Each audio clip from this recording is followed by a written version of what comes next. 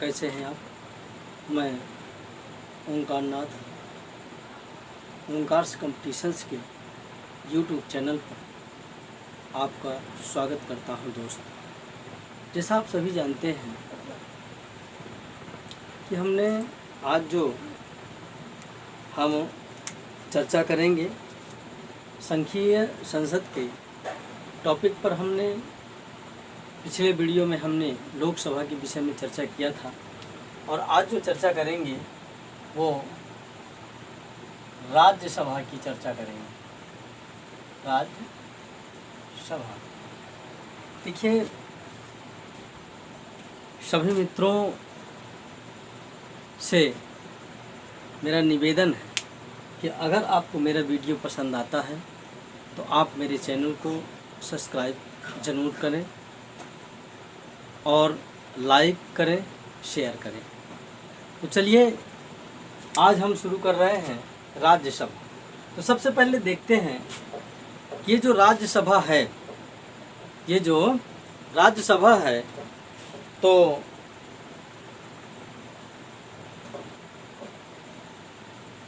सबसे पहले हम ये देखते हैं कि राज्यसभा के सदस्यों की कुल संख्या कितनी है, यानी कि सदस्यों की कुल संख्या है। कुल संख्या 250 है। देखिए 250 है। इसका जिक्र संविधान के अनुच्छेद 80 में बताया गया है। संविधान के अनुच्छेद 80 के अनुसार यह कहा गया है कि राज्यसभा की सदस्यों की जो कुल संख्या है वह 250 होगी। लेकिन अगर वर्तमान में देखें तो वर्तमान में जो कार्यरत सदस्य संख्या वो हमारी 245 है। 245 है। देखिए हमने पिछले वीडियो में पढ़ा था कि लोकसभा, अब इसमें देखेंगे कि राज्यसभा, तो राज्यसभा को हम उच्च सदन भी कहते हैं। क्या कहते हैं? इसको हम उच्च सदन भी कहते हैं। इसको द्वितीय सदन के नाम से भी जानते हैं और इसको स्थायी सदन भी कहते हैं। इसको स्थायी सदन भी कहते हैं। कभी कभी यहीं से प्रश्न बन जाता है कि राज्यसभा कैसा सदन है, तो स्थायी सदन है। तो वर्तमान में जो इनकी सदस्य संख्या है वो 245 है। अब देखिए जब अलग अलग हम सदस्य संख्या को देखेंगे कि अलग अलग दो सदस्य संख्या कितनी है, तो देखो इसमें से क्या है, जो 233 सदस्य संख्या है, 233 सदस्य संख्या, ये संघ की इकाई संघ इकाई राज्यों से होती है। संघ के इकाई राज्यों से होती है। और जो 12 संख्या है यह राष्ट्रपति द्वारा मनोनीत किए जाते हैं। राष्ट्रपति द्वारा मनोनीत होते हैं।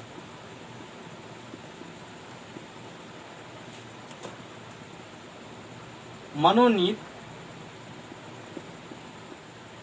किए जाते हैं।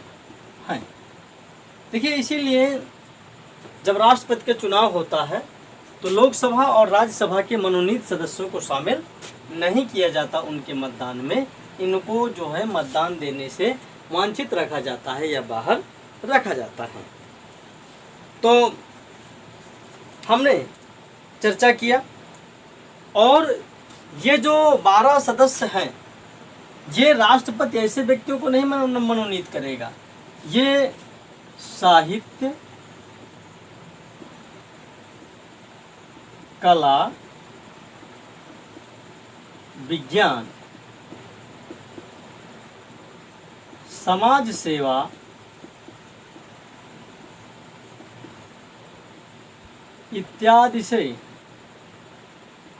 इत्यादि में ख्यात प्राप्त व्यक्ति होंगे। ख्यात लब्धि प्राप्त व्यक्तियों को मनोनीत करता है। देखिए अब प्रश्न कहाँ से बनता है। सबसे पहले तो यहीं से प्रश्न बनता है कि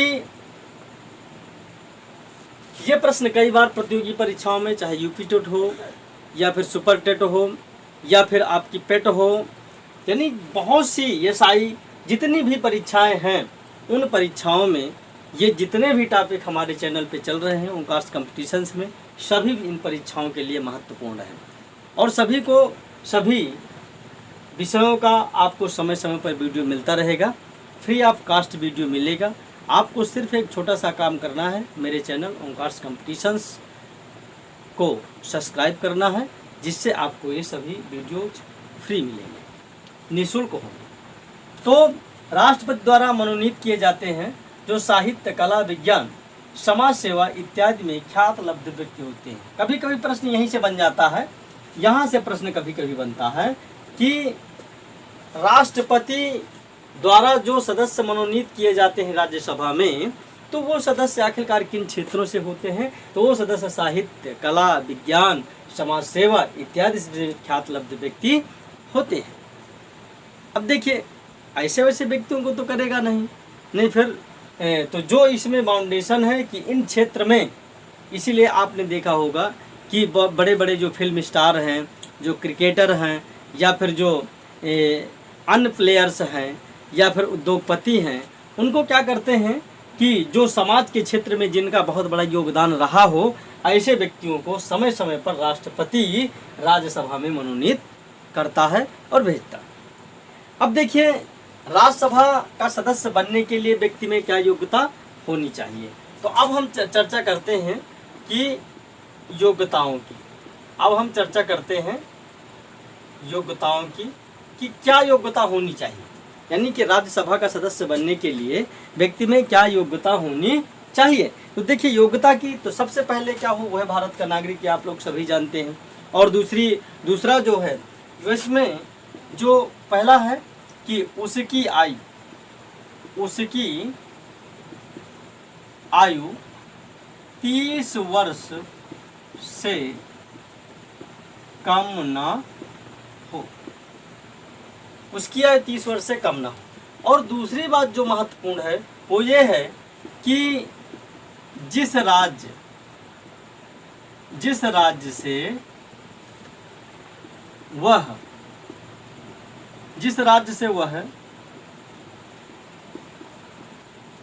चुना जाए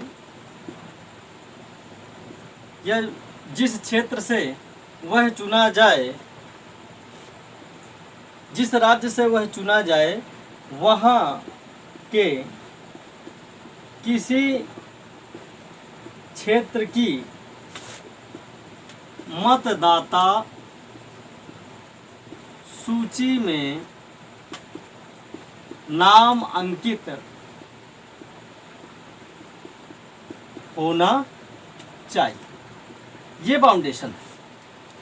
ये कहा कि आखिरकार राज्यसभा का सदस्य जिस भी राज्य से वो चुनाव लड़ेगा तो उस राज्य के किसी भी क्षेत्र में, ऐसा नहीं हो कहीं से चुनाव लड़ रहा है या कहीं से जो है प्रतिनिधित्व कर रहा है, लेकिन उसका उस राज्य की मतदाता सूची में नाम अवश्य होना चाहिए। अन्यथा की स्थिति में अगर मतदाता सूची में उसका नाम नहीं है तो वह चुनाव नहीं लड़ सकता। या तो यहाँ पर देखेंगे ये, और आगे जब हम इसकी चर्चा करेंगे तो यहाँ पर देखेंगे कि जो राज्यसभा अपने में से ही, ये तो योग्यताएं हो गई।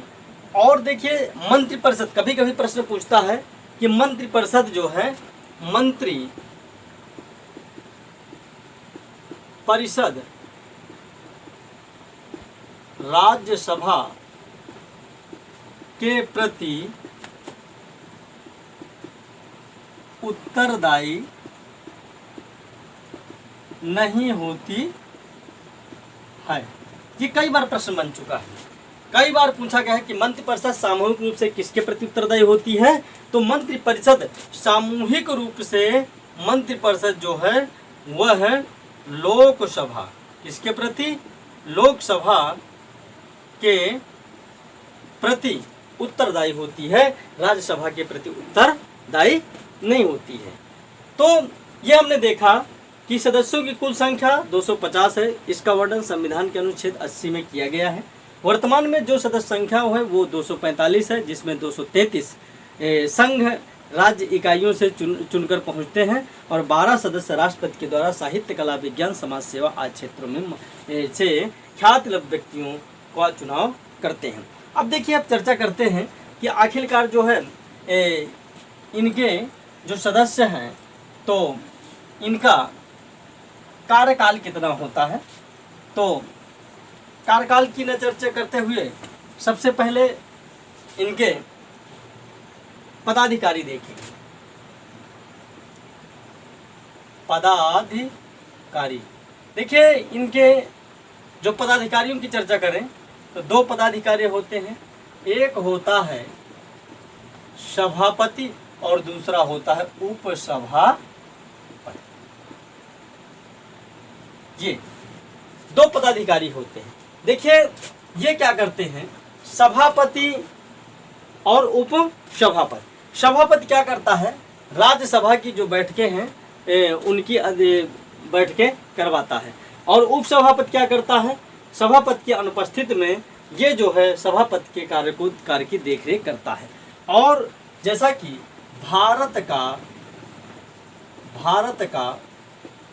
उपराष्ट्रपति राज्यसभा का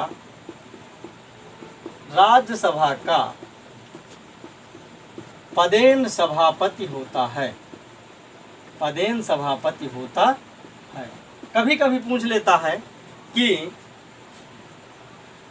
भारत का उपराष्ट्रपति राज्यसभा का पदेन सभापति होता है, यानी राज्यसभा का पदेन सभापति कौन होता है, तो उपराष्ट्रपति होता है। ये प्रश्न बन जाए, कभी कभी पूछ लेता है कि राज्यसभा का पदेन सभापति होता है तो उपराष्ट्रपति होता है।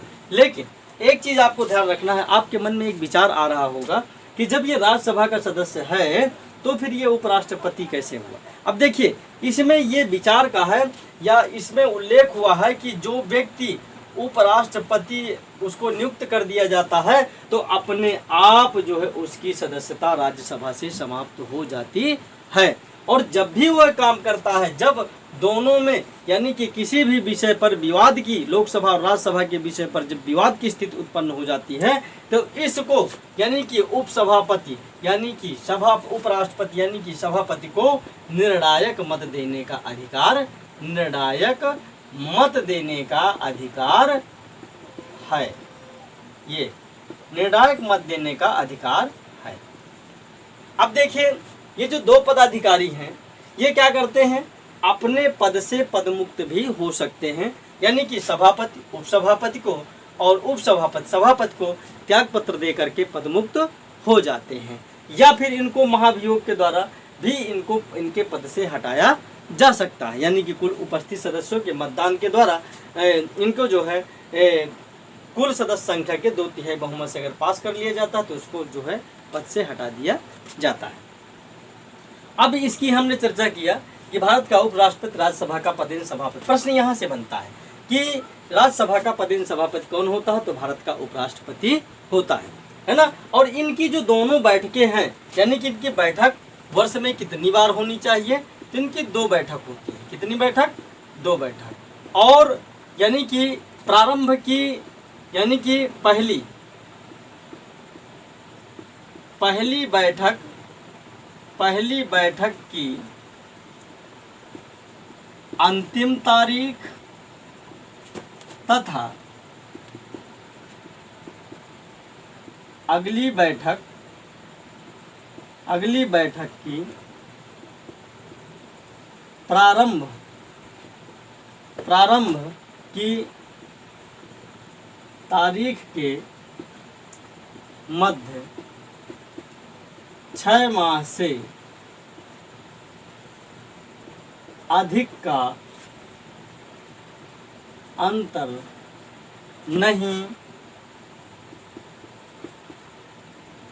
होना चाहिए। ये यानी कि इसकी वर्ष में 2 बार बैठक होगी, और 2 बार जो बैठक होगी उस 2 बार बैठक में ये बताया कि जो बैठक की अंतिम तारीख होगी, बैठक की जो अंतिम, मान लिया 10 दिन बैठक चलती है, तो बैठक के जो 10वां दिन होगा उस तारीख से लेकर के जब अगली बैठक होगी उस तारीख के जो बैठक का पहला दिन होगा उसके मध्य का जो अंतर है वो 6 माह से अधिक का नहीं होना चाहिए।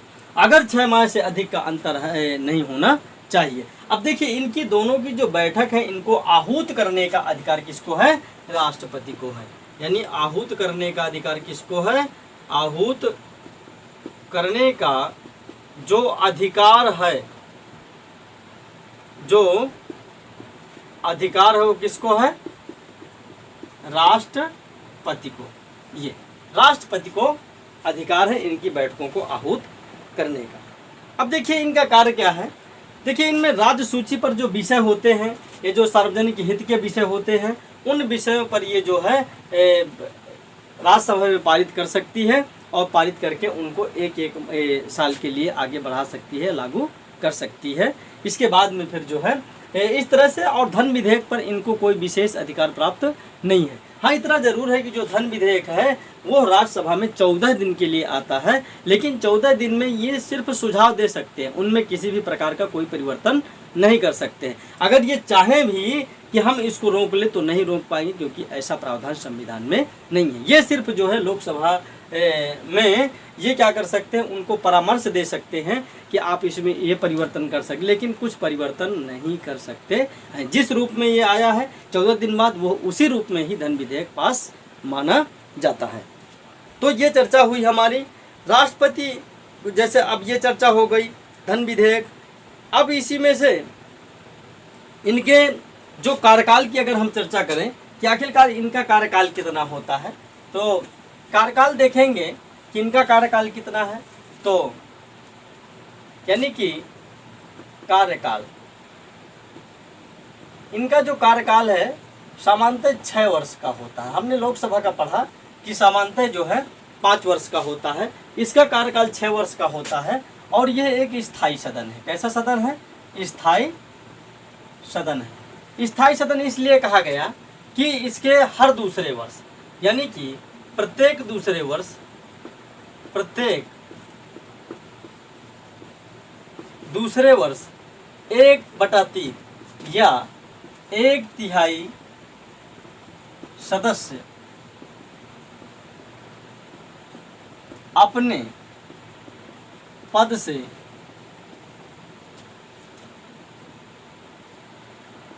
पद मुक्त होते हैं और उनका जो है चुनाव कराया जाता है। तो इस तरह से ये है कि 1/3 सदस्य अपने पद से पद मुक्त होते हैं और उनका चयन होता रहता है, और या फिर आकस्मिक मृत्यु पर, आकस्मिक मृत्यु,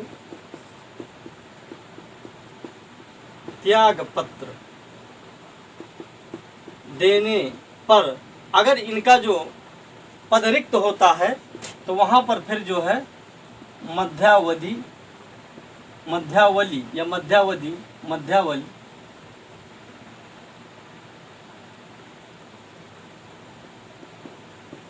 चुनाव कराए जाते हैं।